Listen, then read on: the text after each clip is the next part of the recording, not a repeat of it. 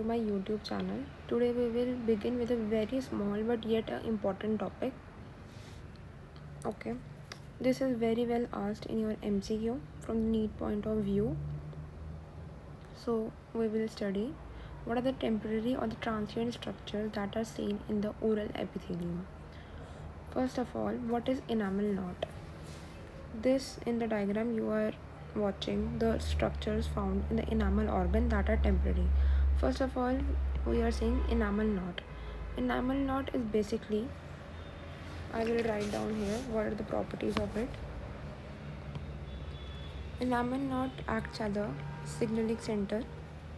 It provides a signal for rest of all, and it helps in cusp tip formation. What is enamel cord? Basically, it is the extension of this enamel cord is the extension of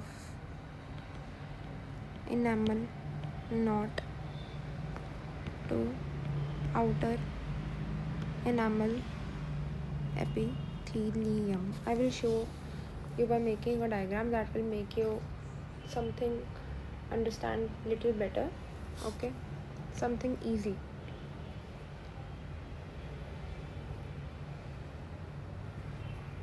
Like this structure A is enamel knot, that is the signaling center and helps in the formation of cusp tip. This structure that goes from enamel knot to the outer enamel epithelium, this structure is called as the enamel cord. And the point this point where the enamel cord meets the outer enamel epithelium, it is called as enamel septum. Okay, and the depressed area that is formed, this depressed area that is formed is called as enamel navel. Okay, we will study it again. Enamel knot is very important. It is act as a signaling center, and here the cusp tip formation begins. The point where enamel knot, this is the outer enamel epithelium.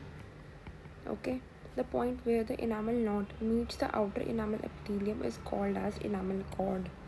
Okay, and what is enamel septum? The point where the cord meets the outer enamel epithelium is called as enamel septum. And what is the enamel navel? The depression created by the meeting of cord to the septum is called as enamel navel. So basically we have the four temporary structures. First of all, it is the enamel knot. Secondly, it is the enamel cord. Third, it is the enamel septum. And fourth, it is the enamel navel. So you have to remember them in a series so that you can connect all of them. What are the basic relations to them?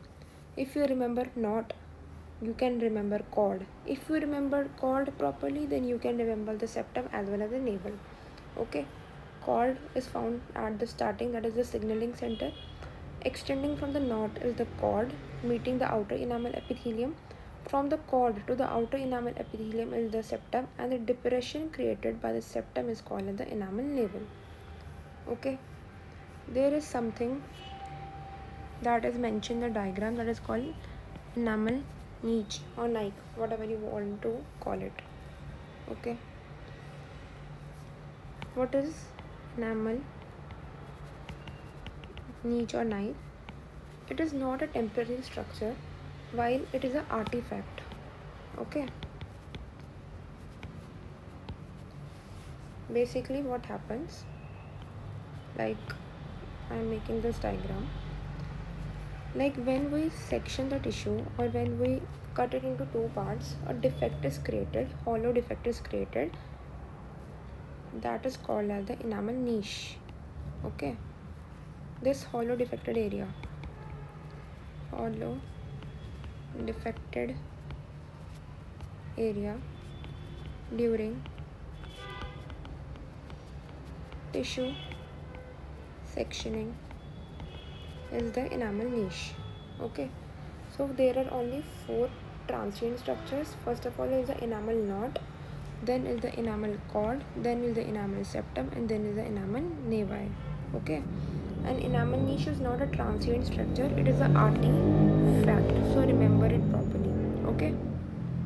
It is very well asked in your exams, in your MCQ basically. So you have to remember enamel knot very well, and rest, if you remember the enamel knot, rest of all you can remember them very easily.